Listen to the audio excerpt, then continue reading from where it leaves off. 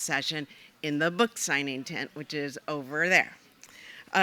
Don't go hungry. We have food. Please buy it and support these island vendors. And water is available throughout the festival thanks to Island Source. Stay hydrated.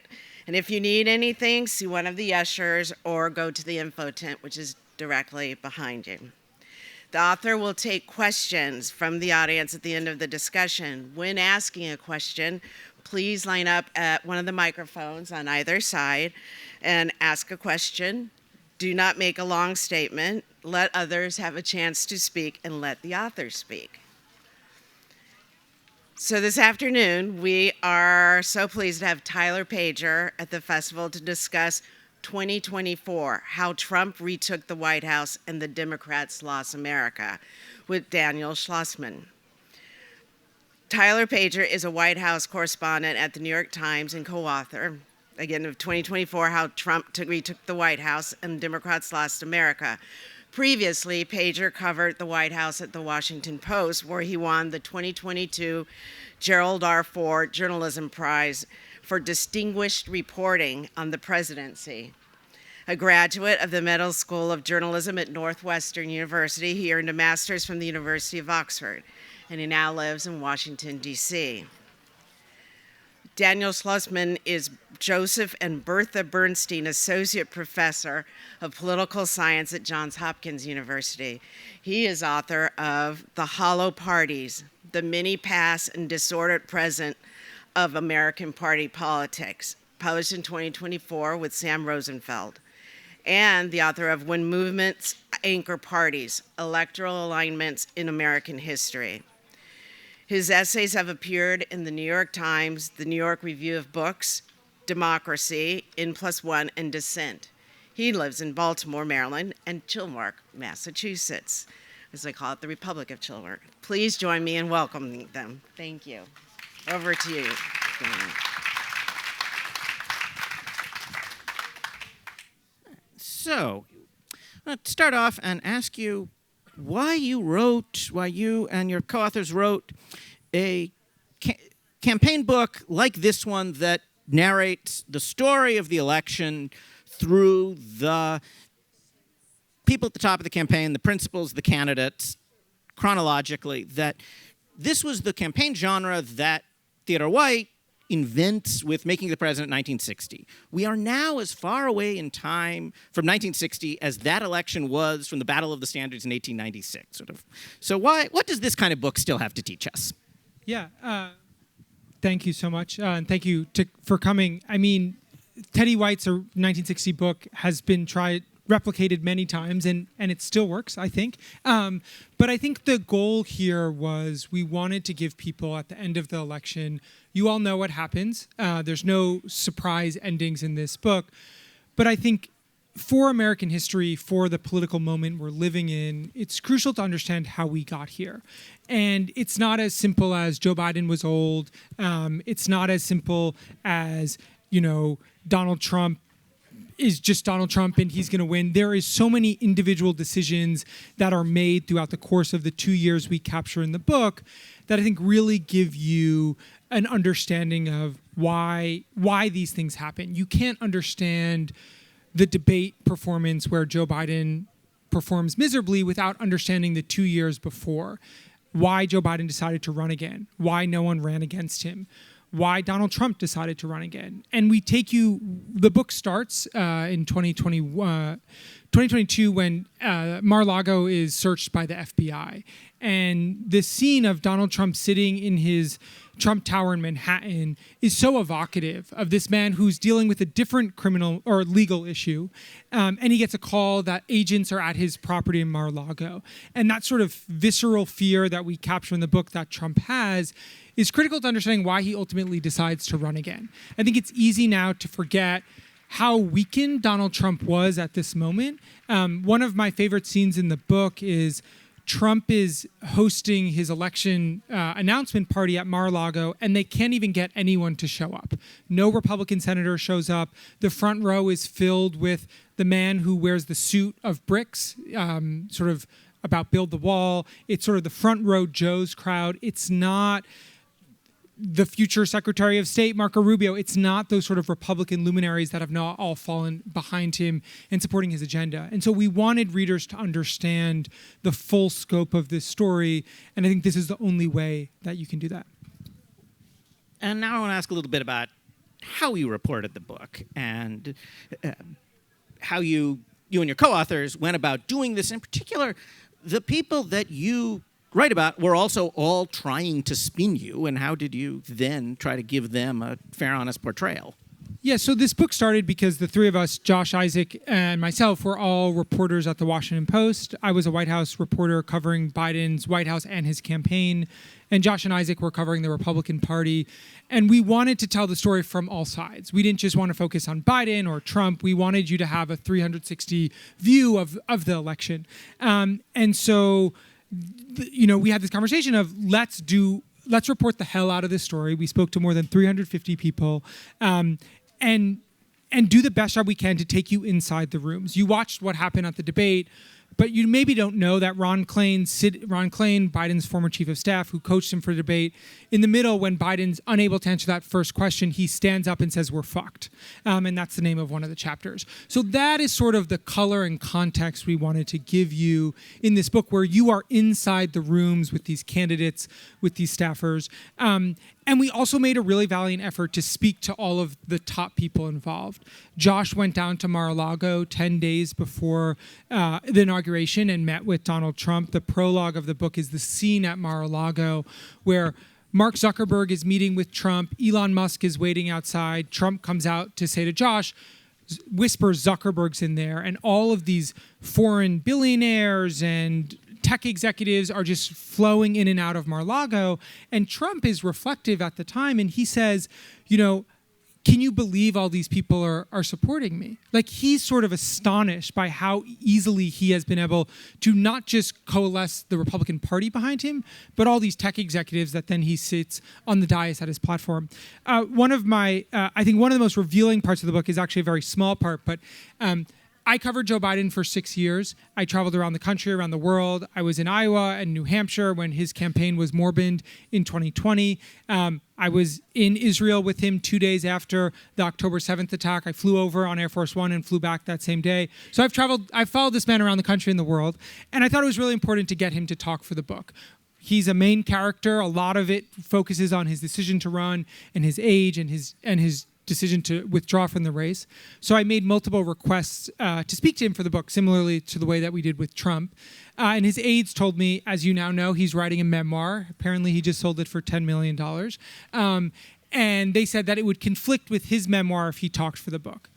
I thought that was an unsatisfactory answer. And so in March, I actually got Joe Biden's cell phone number. And I called him directly and said, he didn't actually pick up. And I didn't leave a message. I figured I'd try him again later. Later that night, around 7 p.m., I was in my apartment in D.C., and my phone was connected to Bluetooth as we were making dinner, and the song interrupted, and it said, like as your Alexa or something announces, it said, "Call from Joe Biden." So I picked up the phone, and it was Joe Biden. He called back the number that had called him. And I told him I'm working on this book. I think it's really important that I have an opportunity to ask you some questions. And I've spoken to all your aides and to Trump. And he said, okay, give me a call back tomorrow. He was also similarly having dinner. As I was ready to interrupt mine, he was less willing to do so. Immediately after he hung up, his aides started texting me and calling me, irate that I had called the president directly. I didn't answer. I knew that they didn't want me to talk to him, but the former president of the United States told me that he was willing to talk to me. So I called him back the next morning, and in a very classic Joe Biden way, he was getting on the Amtrak train. For those who are familiar with the psychology of Joe Biden, that's like a big part of his identity. But he took 2 quick questions. I asked him if he had any regrets about his decision to drop out. He said, no, I'm not really doing regrets right now. And asked him what he thought of Trump's presidency. And again, this was in March. He had not made any public comments about Trump at this point. And he didn't say much, but he said he thought Trump was unproductive and hadn't done much good so far. But then he sort of seemed open to continuing the conversation. As you can imagine, I had a lot of questions for him, and those 2 were not the only ones that I wanted to ask. he hung up, got on the train, and I tried to call him back, and it went straight to voicemail.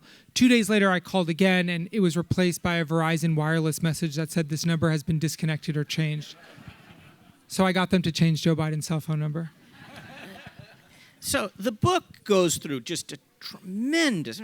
The feeling on reading all of this is how much happens in the course of an American presidential campaign, or at least how much happened, especially in the course of this one. And I want to go through some moments and just get a kind of sense of what to distill, what you think about important questions. So the first is Ron DeSantis.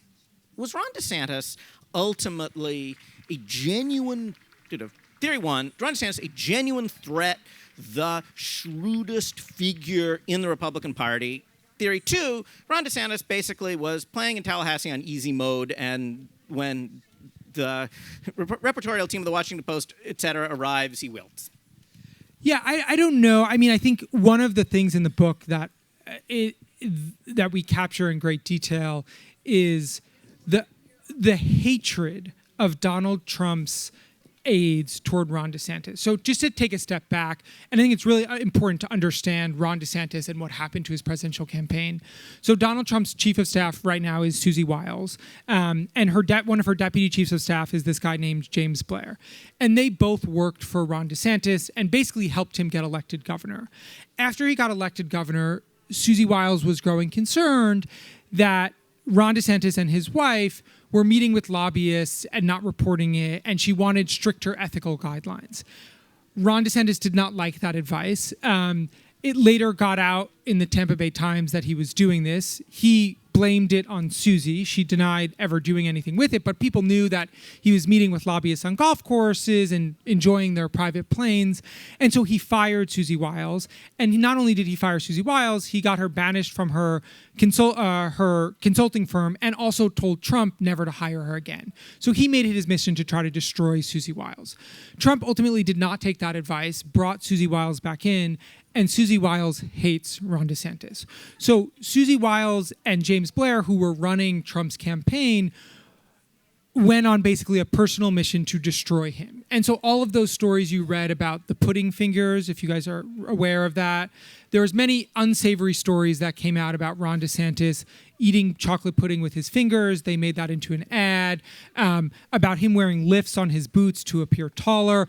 That was psychological warfare led by the Trump campaign. And so if you want more on that and all of the lengths that they went to sort of destroy Ron DeSantis and his wooden personality and all of the sort of characteristics that we learned about Ron DeSantis, you can thank the Trump campaign for that. So they just went on this absolute war against him because they felt he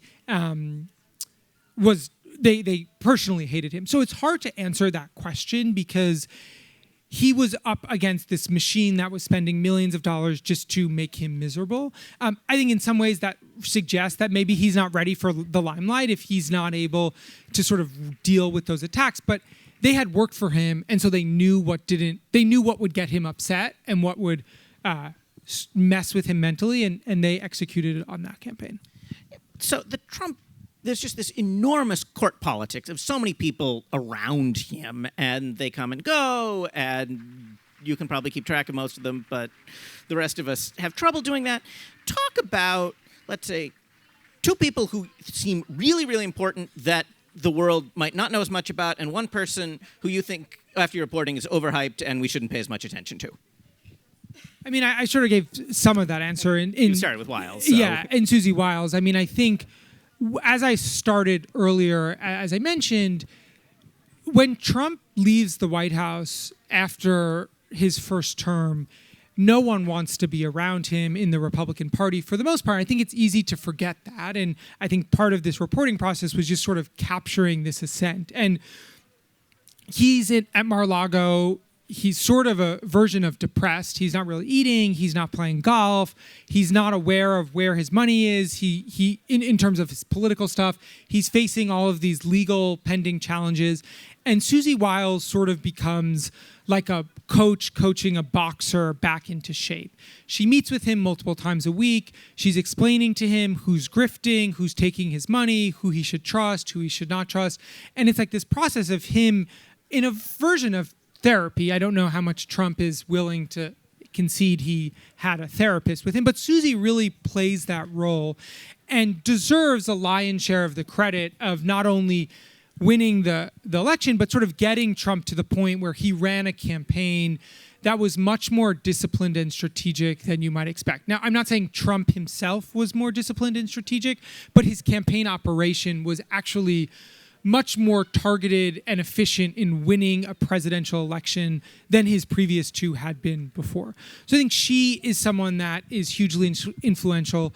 I mean, the other person that is really woven throughout the book that has now taken on a huge role in the government is Steve Witkoff. So Steve Witkoff is technically the special envoy for the Middle East. He's now doing or trying to create peace everywhere. But before he was the United States peacemaker, he was President Trump's personal peacemaker. So all of the fights that Trump gets in during the campaign with Brian Kemp, the governor of Georgia, with Nikki Haley, Witkoff is dispatched to try to go fix them. So there's a scene in the book where Trump goes to Georgia and just starts tearing on Brian Kemp at the rally. He's making fun of his wife. He's making fun of the governor. And that's a problem for everyone in the Republican Party because Brian Kemp is popular and Georgia's a state that they need to win. And so Witkoff goes and sort of makes a deal with Kemp that if he goes on Fox News and doesn't necessarily says something nice about Trump, Trump will tweet or post on Truth Social something nice about Brian Kemp. That's sort of the level of maturity we're dealing with in this situation where Trump has his billionaire friend, I think Witkoff is a billionaire, he's very wealthy, go and say, go on TV and Trump will post something nice about you, which reminds me of Ron DeSantis. Basically, the reason that Trump liked Ron DeSantis was Ron DeSantis would go on Fox News, say nice things about Trump, and Trump would tweet that Ron DeSantis went on Fox News and said nice things about him. So if you want to know how to get Trump's attention, it's Fox News, and maybe you'll get a Truth Social post out of it. But so I think Witkoff is a really interesting character because you see he's also the one who's golfing with Trump, the second attempted assassination, when the man fires a gun near his golf course in Florida. Witkoff is the one playing golf with him. So I think he's now someone that we see on the world stage, but he really is Trump's personal peacemaker, now trying to take what he learned about fixing alliances in the Republican Party to Israel and Gaza and Ukraine and Russia. You can see maybe those are not necessarily the skill set that you would use for a global diplomat. But so I think Wiles and Witkoff, who are throughout the book, are two really important characters in the Trump orbit. Let's talk a little bit about the Democrats. So the Biden and then the Harris campaign had a basic dilemma, which is, and sort of political science footnote here, I apologize, is a book by Lynn Vavreck about presidents who run for election, which is, if you have a good economy, you run on the economy. If not, you come up with another theme. The Biden people have an economy that is not totally terrible enough that they obviously should run on something else, and not an economy by any means that is good enough that they can confidently run on that. So they have a choice, and they decide to run on democracy themes, and their leading super PAC, Future Forward, decides to run on economy themes. Talk about how everybody, both the campaign and then the super PAC, thought about that and sometimes thought about it in different ways. Yeah, there's so much there. The relationship with the super PAC is very fractured and complicated. But just to take a step back on the economy, one of the interesting things that we write about in the book is why they were so obsessed with touting a good economy that many Americans thought was a bad economy. And it gets down to this sort of dilemma where Joe Biden and his aides wanted to wish something into existence based on numbers that they felt good about. So low unemployment, stock market growing.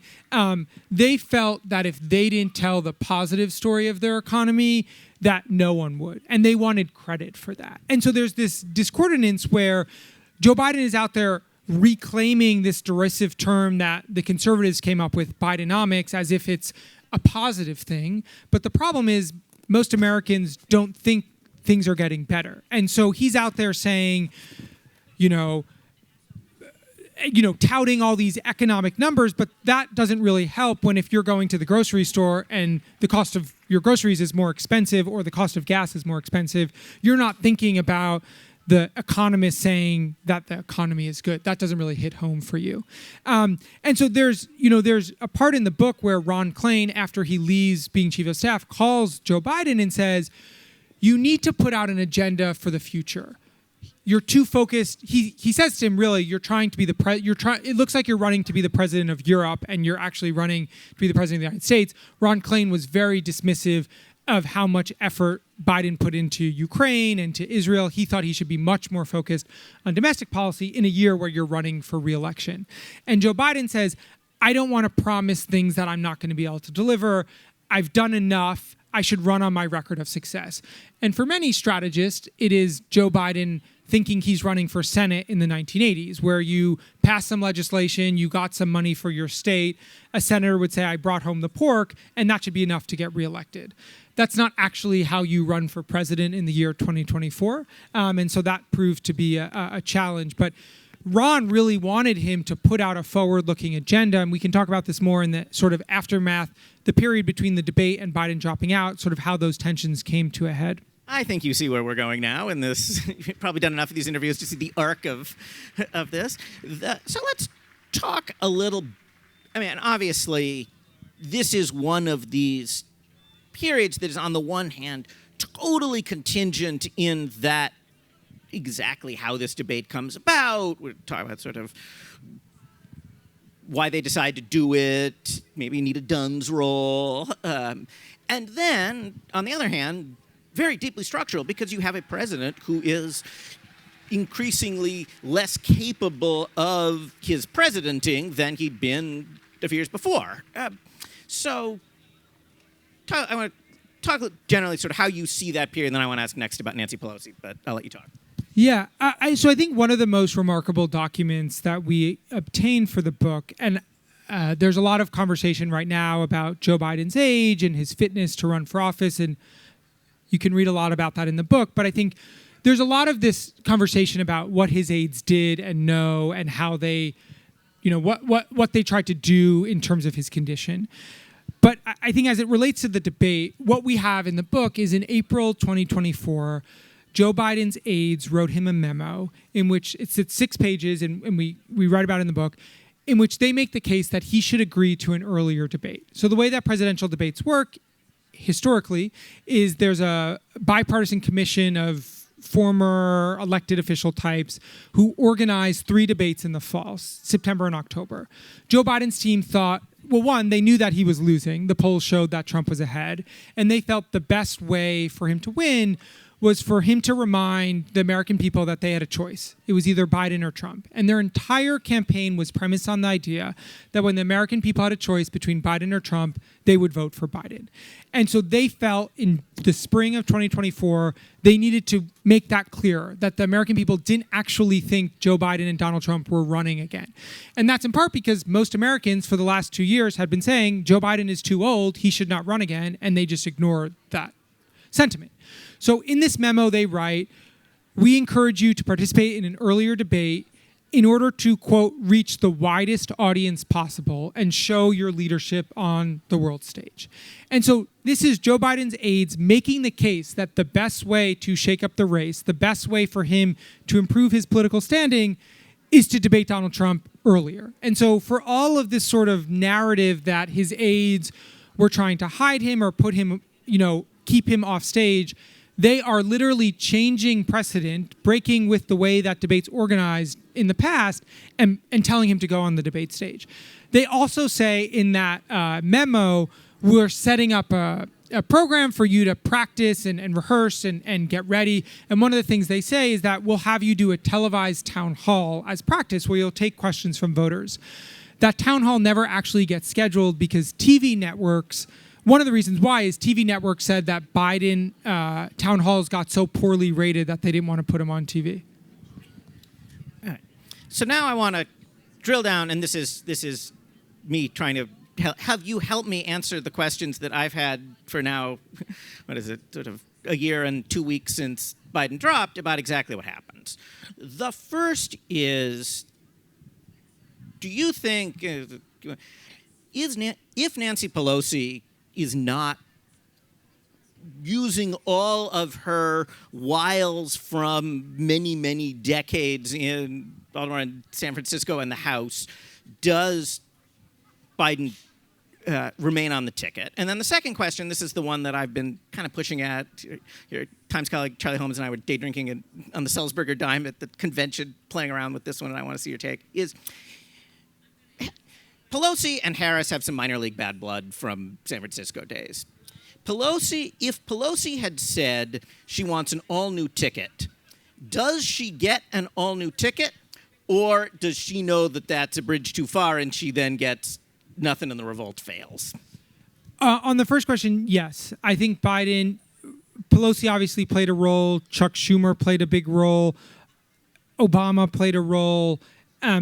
Joe Biden would have gotten out because the members of Congress would have just kept calling for him to drop out. A lot of the senators, we have this remarkable meeting. So after the debate, Joe Biden's aides are trying to save his candidacy. They go. Chuck Schumer is demanding a meeting with Biden. Eventually, what they get is every Democratic senator gets invited to a meeting with Joe Biden's three of his top advisors, and they give this presentation arguing Joe Biden can still win. It's really a remarkable scene in which one by one Democratic senators stand up and say he needs to drop out. Sheldon Whitehouse, the senator from Rhode Island, calls for him to drop out. Jack Reed, the senator from Rhode Island, I'm now blanking. One of the senators stands up and says, Joe Biden needs to be evaluated by 2 independent neurologists, and then those findings need to be released publicly. Joe Manchin stands up and says it's like it's the time when you have to take the car keys away from grandpa. What you're doing is really sick and depressing. He needs to drop out. All these senators do that to Biden's aides. And then 2 days later, on the day of, actually one of the most remarkable chapters in the book is just on the day of the assassination. Everyone remembers the Butler assassination, but what they don't know is that same day, Joe Biden is in Rehoboth Beach, Delaware, and he has 3 back-to-back meetings, first with the Congressional Progressive Caucus, then with the New Dems coalition, and then with Chuck Schumer. And in each of them, he's basically fighting for his political life. And just before Trump is shot, Chuck Schumer tells Joe Biden that he should drop out of the race. So it's just this remarkable day in American political history where Trump is shot and Joe Biden is basically told to drop out of the race. So regardless of what Nancy Pelosi did, there was so much behind-the-scenes pressure that if she didn't do it, there were other people doing it, and it just would have kept building. On your question about a primary, one of my favorite parts of the book is the day that Joe Biden calls Kamala Harris to drop out. She's in her residence at the vice president's house making pancakes for her grandnieces. And across the way, there's a pool, and then there's a pool house. And in the pool house, her brother-in-law, Tony West, is having a secret meeting that she does not know about, in which he's meeting with her top political advisors, planning for what would happen if Joe Biden dropped out, how they would launch a campaign, who she would call, how they would raise money, what the message would be. And what he says in the meeting is, for a hypothetical purpose, let's assume Joe Biden drops out tomorrow. And Brian Fallon, her communications director, says, that's ludicrous. There's no way he's dropping out. In the middle of that meeting, Tony West's son-in-law comes running across the property and knocks on the door and says, Tony, Kamala needs you immediately. He walks back to the main house. She's in her office on the phone with Joe Biden, and he's saying, I'm dropping out of the race.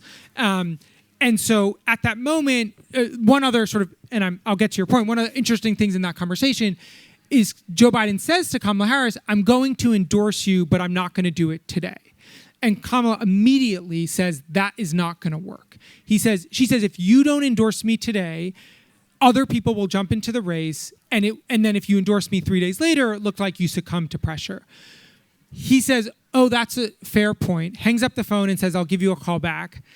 A few minutes later, she calls him back and says, okay, I'll endorse you, but I'm not changing my letter. So if you'll remember, he posts a letter that says, I'm dropping out, and it's like 30 minutes later, he endorses Kamala Harris. And the reason is he did not want to change the letter and add that, so they added it later on. And then immediately after Kamala sort of announces she's running for president, she starts calling every top Democrat. She calls the Obamas. She can't actually reach her husband. You might know this. Doug Emhoff was in a SoulCycle class in Los Angeles. So she's like trying to frantically reach her husband, who has no idea that the world has just changed and his wife is running for office. She calls the Clintons. She calls the Obamas. She calls all the governors. Immediately, her first calls are to the governors she thinks are going to run against her. So she calls J.B. Pritzker, she calls Josh Shapiro, she calls Gretchen Whitmer, and basically asks for their support. And a lot of them are saying, well, what is the process? How are you running? And she says, this is the process. I'm calling you and asking for your support. Josh Shapiro endorses her immediately. J.B. Pritzker, who desperately wanted to run for president and thought about it, came up with this excuse. He said, my state is hosting the convention, and I think I may have to be neutral, so I can't give you my support right now. I'll get back to you. She also calls Nancy Pelosi, and her aides are very frustrated by the call with Nancy Pelosi. As you mentioned, they have drama from years of being in San Francisco and competing, not even directly, but sort of in the same circles. And Nancy Pelosi is going on and on and on about process and fairness and how she needs to earn the nomination. And basically what Nancy Pelosi is saying is, I don't want you to be the nominee. Barack Obama also did not think that Kamala should be the nominee. He wanted some sort of ticket of governors. He wanted there to be a process, a mini primary. Kamala Harris's aides thought that was ridiculous. They had like 3 weeks till the convention. How are you going to organize a primary in that timeline? And so Nancy Pelosi eventually sort of comes around a few days later, but it's very interesting in that moment to see how these politicians at an unprecedented moment where they could go either way, they could try to challenge her, they could throw their support right behind her, how they navigate that moment and who said what. And so you can read more about the different reactions in the book. The Vineyard, or my Vineyard, addendum to all this is that day I was here, and it was a totally gorgeous day. I said, all right, knocking off, going to the beach, left my phone at home, went in the water out in Quinna. It was great. Came back, saw 250 text messages, like, what the hell happened? And I realized that I'd missed the only half hour, maybe in my entire life, when I thought there could have been a contested convention. And that was that. All right. So, sort of move now to speed past the last couple months of the campaign, which are in some ways not. There are last couple months of campaigns that are maybe more climactic than 2024, and ask. So, the 2028 hopefuls, I'll ask first the Democrats and the Republicans, on both sides are going to read this book. They will do it. Their aides will do it. Their Oppo people will do it. What should this book say to Democrats about the productive but failed Biden tenure? Yeah. I think one of the things that has been sort of glossed over in this focus on Biden's age is that voters knew he was old long before he was president. I covered his campaign in 2019, and everyone was concerned about his age. I mean, he finished 4th in the Iowa caucuses and 5th in the New Hampshire primary. This was not someone that was the political juggernaut that Trump was, who was just romping around to victory. So I think everyone knew he was old before he was elected. That was part of the reason he was elected. I remember talking to Democratic voters around the country who were desperate to find someone to beat Trump, and they thought this older white man who had served as vice president was their sort of answer. And so if you look at polling from the early part of Biden's presidency, the vast majority of voters, including the vast majority of Democrats, did not want him to run again. So I think one of the lessons is when your voters tell you something over and over and over again, maybe you should listen. And that was something that was apparent to everyone. And they just kept saying, one of the scenes in the book is Biden right before Thanksgiving. He goes to a different island for Thanksgiving. I don't know if that's offensive to the crowd here, but he's about to leave for Nantucket, where he celebrates Thanksgiving every year, and he has a meeting with his political aides, and he sort of starts yelling at them, why are my poll numbers so low? Like, why am I not getting more credit for fixing COVID or the economy, et cetera? And Mike Donlin, one of his aides, is like, we just have to cut another ad. We just have to keep doing it. And it's sort of this exercise in almost futility where like every day they think if we just do one more ad or we just do one more speech, it's going to change. And it doesn't. So I think listen to your voters and understand that if they keep telling you they don't want you to run, they may not vote for you. Same question for the Republicans, which is, I think, a chance both to talk the whispers of third term that was the last question of the big thing on Friday night, and a name we have not talked about yet, J.D. Vance. Yeah, I mean, I think one of the remarkable things, and I think Democrats are in some ways loath to read a book where they are disappointed in the ending, but may find some comfort, is that Trump has put together a coalition of voters that no other candidate has been able to replicate. And we've seen when Trump is not on the ballot in the 2018 midterms, the 2022 midterms, Democrats do better.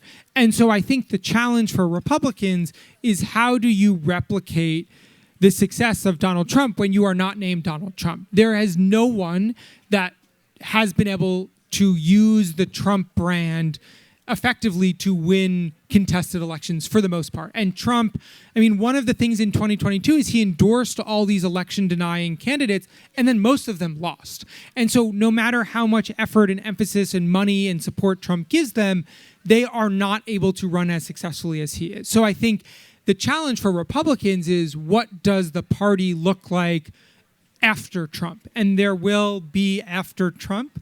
And I think someone like J.D. Vance obviously wants that mantle. I just wrote a story last week in the New York Times about how J.D. Vance has changed his position on the Epstein files, on Ukraine, on international engagement.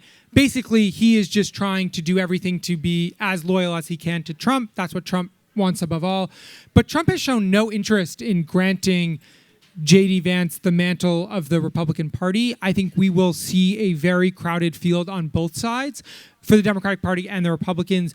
Names like J.D. Vance, Marco Rubio, Sarah Sanders, the governor of Arkansas, the former press secretary, Steve Bannon may want to run for president, Donald Trump Jr. Like the names and list of people is quite large that could run.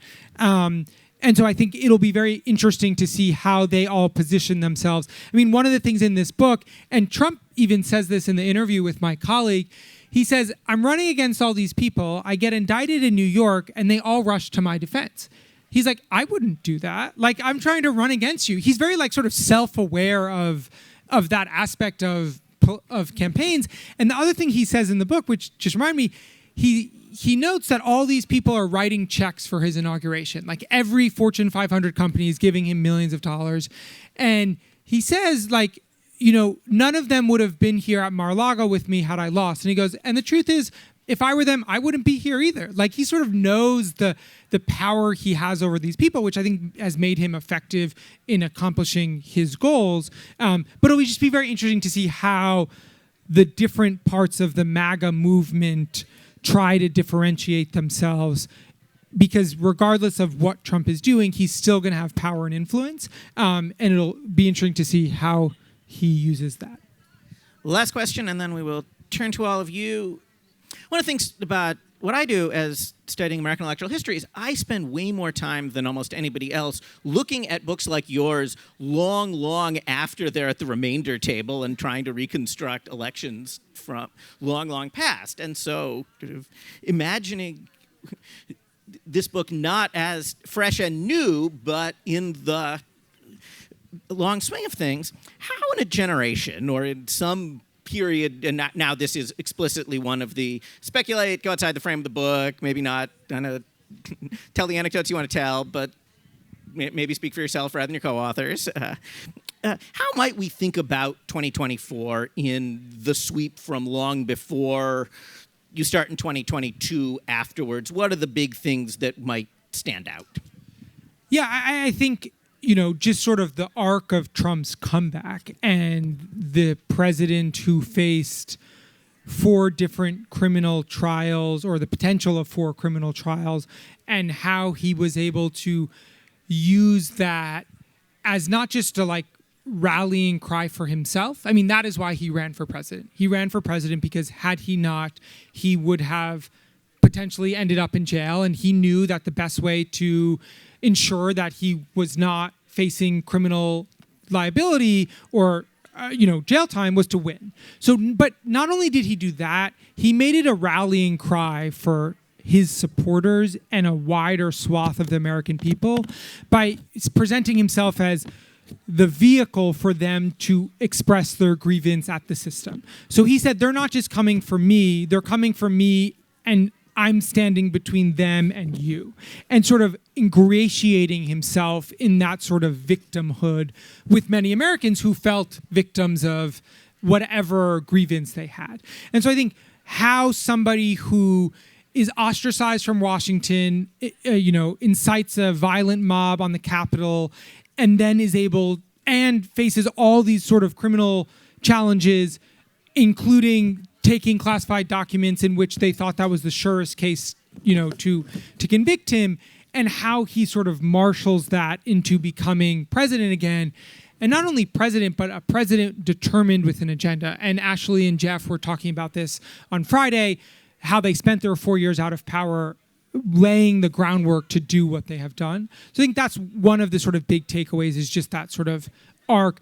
And also I think for the Democratic Party, how it sort of lost its way in terms of its connection and its brand. The Democratic Party is at a historic low in terms of approval ratings right now. And so they have a lot of soul searching to do about what does the party stand for and what does it look like moving forward. And I think you can see the arc of that. And I think the last thing I would say is sort of from like a management perspective of how it is so that a candidate just tunes out all the noise.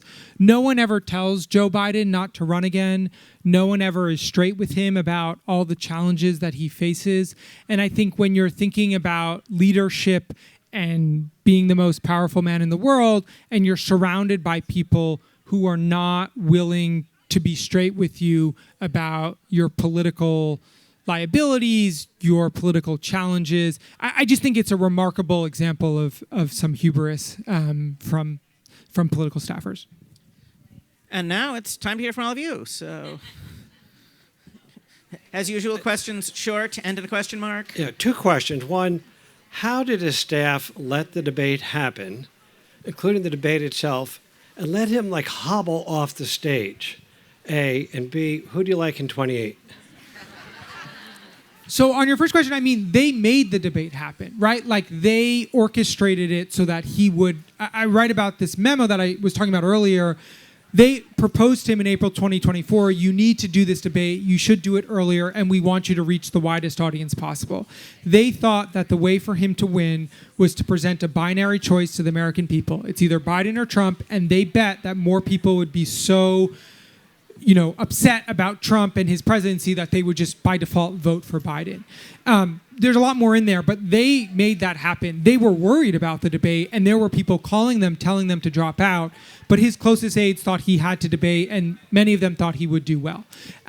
In terms of 2028, I think it's going to be a massive field. I think one of the things that we're seeing in elections, and you can't extrapolate from one election, but one of the things that I think Democrats are looking at in New York City is not that necessarily that ideology that Zoran Mondani is running on is replicable nationally, but sort of the energy and way he has been able to excite and mobilize voters through innovative communication, that sort of model, I think some Democrats think. There's others that are excited about someone like Andy Beshear, who's the governor of Kentucky, almost certainly going to run for president, and is likely going to run on the fact that he has won twice in a state that also elects Mitch McConnell. So it's going to be a really crowded field. You will have many, many options to choose from. Yeah, you tipped this one off about the aides sort of not telling the president the truth. How common it is to have Mike Donilon getting a $4 million bonus for getting the president elected? It seems incredibly corrupt and sort of conflict of interest. Yeah, so just for those who may not have read, this week Mike Donilon testified in the House. Explain who Mike Donilon is. So Mike Donilon is Joe Biden's longtime aide. He'd been working with him since 1981. He was a senior advisor to the president, was sort of his alter ego and closest advisor and friend to a certain extent. He was the sort of counselor to the president and moved over to the campaign. He got paid $4 million, and if Biden had won, he would have gotten another $4 million as a win bonus. This came out this week because James Comer, the Republican House Oversight Committee, is doing an investigation into the auto pen, a whole nother thing. I wrote a lot about that in the Times that you can read. But he said this, and it is actually common for people to have compensation structures, the senior-most people with win bonuses. 4 million is not usually the number that we're seeing associated with that. But one of the things we write about in the book, just very briefly, is that there were people who felt Mike Donlin and Steve Ricchetti, two of Biden's closest aides who were with him at the end, were not encouraging him to drop out precisely because they had financial or other interests involved. I look forward to reading the book. So my first two questions. First is it true, really, that nobody on Kamala Harris's team was thinking, what if he drops out? Let's have a game plan.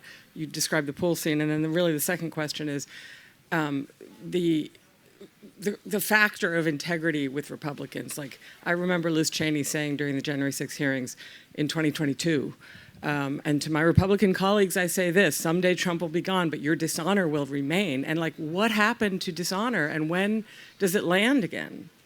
Yeah, on the first question about Kamala Harris, basically no. There were sort of in the ether thinking about the fact that she could take over, but she would not engage in any of that conversation.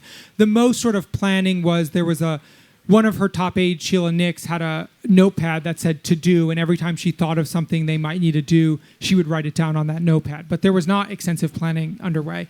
In terms of that question, that's a better question for Republican lawmakers. I mean, I think the way Trump's reelection has fundamentally transformed the Republican Party. It's no longer a party that really has people like Liz Cheney. She's not part of that party anymore. And so I think the future of the party is going to be led by Trump acolytes. Whether that changes or moderates, I think, depends on who their voters ultimately depend to vote for. But I don't think we're going to see a dramatic departure from Trumpism because that was what won him the election. Tyler, thank you for the book. This is about Biden the person, and you obviously spent a lot of time with him. I try to think that Democratic candidates have a tendency to be a little bit more moralistic and humanistic, and I sort of put Jimmy Carter on this plateau, and I think Obama, I will hope, and pretty decent guy. You know, Biden's got a long history, but I really think he cared about people. I think he cared about the environment. I think he cared about a lot of things. I want to leave this cycle, even after the postmortem, and I'm not going to read the Jake Tapper book, but I want to know, if you can, fulfill my fantasy that Joe Biden was actually a decent human being and really cared about people, and what did you see in your interactions with him? Yeah, I'm a journalist, so my job is not necessarily, I'm not interacting with him in the way that he might interact with you guys, or just a supporter or a voter or an average citizen. There are videos online that you can find of him calling me a pain in the ass because I ask a lot of questions. So, like, my relationship to him is very different than sort of the historical view. I mean, look, he has a long, complicated legacy of public service. And with most politicians, there are things that you can find that you like and things that you don't like. And I think the story of Joe Biden, this is obviously his decision to run again and drop out is going to be an indelible part of his legacy and probably the first line of his obit. But it's not the only thing that he did. And I think we capture a lot of the things that he did, even in his presidency. I mean, I've talked to folks who said, you know, if Joe Biden decided not to run, his legacy would be dramatically different. And that is just the part of politics that you can't control. But I don't think this is the only thing he will be remembered for. There's a lot that he did. He was vice president for 8 years, senator for almost 4 decades, and president. So, yeah. Is that a one more or a one more? Okay. Very quick question. Awesome. And I'll be signing over there, so happy to take more questions then. Two quick questions. One, like in 20... Oh, one? Okay, sorry. Okay, then one quick question. Like in 2016, was there warning signs in the swing states that it wasn't going to go the Democrats' way? Yes, absolutely. I mean, there's 2 scenes in the book I'll share very quickly. One is the campaign commission's polling in the swing states, and the way the polling is working is that they work with the state teams to develop questions to figure out like what Nevada voters are concerned about or what Wisconsin voters are concerned about to sort of tailor it to the specific battleground states. And when the poll results come back, the top line numbers, so the head-to-head Biden versus Trump, are so bad that the campaign manager says don't share them with the don't share them with the teams in the states because they'll be too upset by the numbers. Which the pollsters say that's ridiculous. Like we have to be honest with the staff. And also, newsflash, they know it's not going well. They're on the ground. So there were warning signs throughout. And then the other thing is, the final night, I'm in Philadelphia. Kamala Harris is doing her final rally with Lady Gaga. There's like 1 million people in Philadelphia. And I leave the rally because I get a call from a senior campaign official who says, we just had our final closeout meeting and they presented the analytics and the projections are we lose every battleground. Or we lose 6 out of the 7. It's in the book, so you can look it up in the final chapter. But I knew the night before that the final presentation the Harris campaign analytics people gave had her losing. It was very close, but they had her losing. So we're at time, so thank you, Tyler, and thank you all for listening.